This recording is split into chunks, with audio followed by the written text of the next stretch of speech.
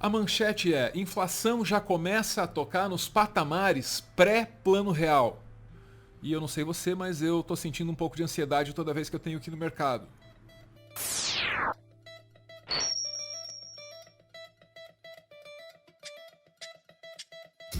Olha, quando o ano de 1994 chegou e com ele o Plano Real, o brasileiro médio tinha sim todo o direito de estar desconfiado, ressabiado. É que esse país tinha passado por 7 tentativas de estabilizar a economia, com 10 moedas diferentes e com medidas drásticas que deixam traumas, tipo congelamento de preços e até confisco. Esse país, olha, passou por tudo. Aí um dia veio mais um plano, mais uma moeda. Quanto tempo ia durar aquilo? A gente não sabia. Dinheiro velho na caixa, dinheiro novo na mão. O primeiro cliente a dar adeus aos cruzeiros reais na agência do Banco do Brasil do Palácio do Planalto foi firme na hora da troca. A Caixa queria me dar menos, eu não podia aceitar, né? O presidente Itamar Franco exibiu dinheiro novo para os fotógrafos como se fosse um troféu. R$40 para passar o fim de semana. O ministro da Fazenda, Rubens Recupero, levou a metade, R$20. O presidente e o ministro repetiram a operação na agência da Caixa Econômica Federal e botaram em dia o esquecido hábito de contar moedas. Olha, certamente a nação precisava de mais do que um presidente sacando um dinheiro novo para poder confiar no que estava rolando ali. É que a gente já tinha visto outros presidentes apresentando outras moedas antes e, bom, isso não evocava assim muita fé, não. Sabe o que mais aumentava a desconfiança? As tretas que rolaram justamente no momento da conversão. É isso aí. Antes do real, a gente tinha o Cruzeiro Real. Aí chegou o dia de converter tudo. Veio junho lá de 1994, foi quando aconteceu. Do nada, tudo aumentou. Pão, gasolina, todo mundo estava querendo ganhar mais em cima da conversão. Na conversão de Cruzeiro Real para nova moeda, muitos preços mudaram para cima. Quem se lembra do preço daquele cafezinho de quarta-feira? O preço do cafezinho hoje está 1.300. A senhora sabe quanto vai estar depois de amanhã? Vai estar custando na base de 48 centavos a 50 centavos. É, mas na estranha matemática dessa conversão para o real, o preço do café acabou hoje em 55 centavos. E pelo jeito, as padarias fizeram a mesma conta. Até ontem o pãozinho custava o equivalente a 8 centavos de real. Hoje... Quanto é que está o pãozinho de sal? O pãozinho de sal está 10 centavos. Não só dos aumentos, mas também dos arredondamentos o consumidor reclamou muito hoje. E com toda razão. Só que em alguns casos, arredondar nas contas é permitido pelo governo. É o caso das bombas de combustíveis. Aqui, por exemplo, o litro da gasolina deveria estar custando 53 centavos de real. Numa conta normal, essa última casa seria desprezada. Só que para evitar prejuízos aos postos, o governo decidiu permitir o uso de 3 casas nas bombas. Na prática, isso significa que você está pagando 1 centavo a mais a cada 5 litros de gasolina que põe no carro. O caso mais grave foi certamente o do transporte público. Muitas cidades autorizaram aumentos na passagem do ônibus, do metrô ou do trem. Isso no momento da conversão, esperando que os aumentos passassem assim desapercebidos. É claro que isso não aconteceu, deu problema, em alguns casos a coisa foi até parar na justiça. A crítica mais dura acabou indo para prefeituras que autorizaram reajustes nas tarifas dos ônibus urbanos. E em vários lugares deviam fazer ação popular para bloquear isso, entendeu? Porque os combustíveis estão estabilizados, o preço do chassi, o preço do ônibus, os salários estão estáveis. Então não há razão para isso. Agora há pouco o governo tomou a primeira medida contra os aumentos das passagens. A Secretaria Nacional de Direito Econômico abriu processo administrativo contra o governo do Distrito Federal, que autorizou um aumento de 16,25% nas tarifas dos ônibus urbanos de ontem para hoje. Tudo que eu estou te mostrando aqui é o fim da luta do Brasil contra a hiperinflação. Essas dificuldades que o país enfrentou aí em 1994 não foram nada perto das coisas que vieram antes, perto das coisas que vieram nos anos anteriores.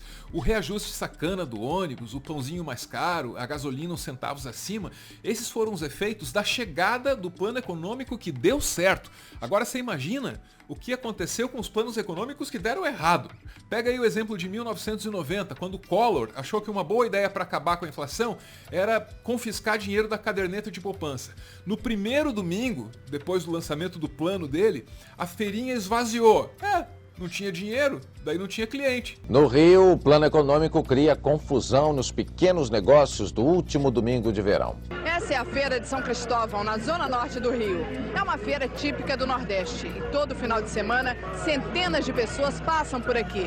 Mas hoje os donos das barraquinhas de comida reclamam que o movimento foi muito fraco. Para o comércio da feira, o dia também não foi bom para a venda. Os donos dessa barraquinha, por exemplo, reclamam que o movimento caiu em 60%. Desmontar as barracas para ir embora foi o que o pessoal resolveu fazer.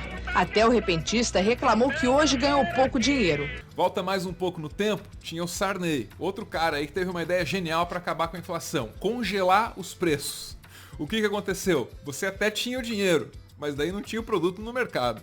Aqui havia chocolate granulado. Este é o último pacote do supermercado e não vai chegar mais, pelo menos o que nós recebemos essa informação. Nesta prateleira está faltando cevada, mate-leão, na outra detergente, faltou carne, faltou leite, vários produtos não estão chegando na casa da dona de casa. E principalmente os remédios estão faltando. Por que isso está acontecendo? Porque as grandes empresas, os grandes empresários, diante do congelamento dos preços, estão deixando de produzir alguns produtos, não estão entregando para os fornecedores para pressionar que os preços voltem a subir. O Brasil penou muito para vencer a inflação e quer saber, essa batalha foi travada justamente no mesmo período em que a nossa democracia estava se estabelecendo, estava dando os primeiros passos, entre meados da década de 80 e meados da década de 90. A balbúrdia inflacionária é mais uma das heranças deixadas pela ditadura militar. Vai por mim. A gente tem vídeo sobre isso, você pode ver se você quiser. Eu fiz questão de rever um pouquinho dessa história para falar disso aqui. Prévia da inflação de setembro atinge maior índice desde 1994. Pois é, estamos retrocedendo nesse nível, tá ficando perigoso. Olha lá, o Índice Nacional de Preços ao Consumidor Amplo, o IPCA 15, que é uma prévia da inflação oficial do país, acelerou 0,89% em agosto para 1,14% em setembro, de acordo com os dados divulgados na sexta-feira pelo IBGE. Segundo o Instituto, foi o maior IPCA 15 desde fevereiro de 2016, quando foi lá de 1,42%, e o maior para um mês de setembro desde 1994. No ano, o índice acumulou alta de 7,02%, já no acumulado de 12 meses, o indicador superou os 2 dígitos, ficando em 10,05%, quase o dobro do teto da meta estabelecida pelo governo para a inflação desse ano, que é ou era de 5,25%. Essa notícia fica ainda pior quando você lembra que o que está puxando a inflação para cima é justamente comida, gasolina, energia elétrica. A gente está falando do básico, a gente está falando do essencial. Por trás de cada tragédia econômica, acredite, tem uma decisão política. Vamos começar pela comida. Brasil esvazia estoques de alimentos e perde ferramenta para segurar preços. Deixa eu tentar te explicar isso bem rapidinho, vai. Pensando na segurança alimentar, pensando em não deixar o povo passar fome, o Brasil costumava ter reservas. Reservas tipo de arroz, feijão. Só que aí veio a pandemia e os preços subiram no mercado internacional. O que o governo fez? Autorizou o agro a vender essas reservas para lucrar mais. O agro lucrou mais e aí os preços aqui no mercado interno subiram vertiginosamente. Mas e daí? Não tem feijão? Que comam fuzil. Na verdade, o Bolsonaro não disse bem essa frase não, mas ele meteu fuzil numa conversa sobre o preço do feijão, então o contexto meio que é esse aí mesmo, vai. A comida tá mais cara, entre outras coisas, porque o agro lucra mais vendendo para fora do que alimentando a gente, e o governo acha que tudo bem. Com a gasolina, aconteceu algo parecido. Gasolina R$ 7,00 o litro, porque o preço dos combustíveis está subindo. E quem são os culpados por isso? E vamos direto pro texto. No governo Michel Temer, a Petrobras alterou a sua política de preços de combustíveis para seguir a paridade com o mercado internacional. Os preços de venda dos combustíveis praticados pela estatal passaram a seguir o valor do petróleo no mercado internacional e a variação cambial. Dessa forma, uma cotação mais elevada da commodity e ou uma desvalorização do real tem potencial para contribuir com uma alta dos preços no Brasil, por exemplo. A Petrobras é dominante no mercado e, portanto, qualquer mudança adotada pela estatal tem capacidade eletricidade para produzir um impacto em toda a cadeia. Resumo do que eu acabei de ler para você.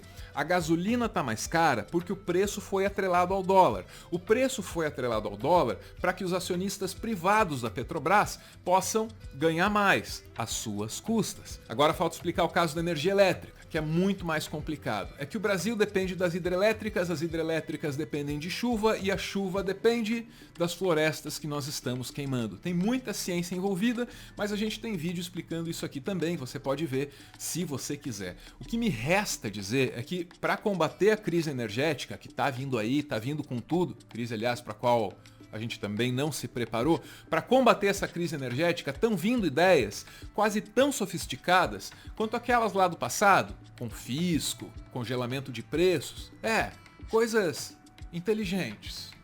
Tomar banho é bom, mas se puder tomar um banho frio, é muito mais saudável. Ajude o Brasil. É até engraçado, né? Na hora de inventar o problema, ninguém me convida. Agora, na hora de resolver, eu tenho que ir correndo. E fedendo, ou depois de ter tomado um banho frio. Para continuar fazendo conteúdo e, quem sabe, expandir o projeto, o Meteoro depende de contribuições. A chave Pix do canal é essa aí, pixmeteoro@gmail.com. Você pode ajudar, mas claro, só se você quiser. Muito obrigada por ver esse vídeo até o final.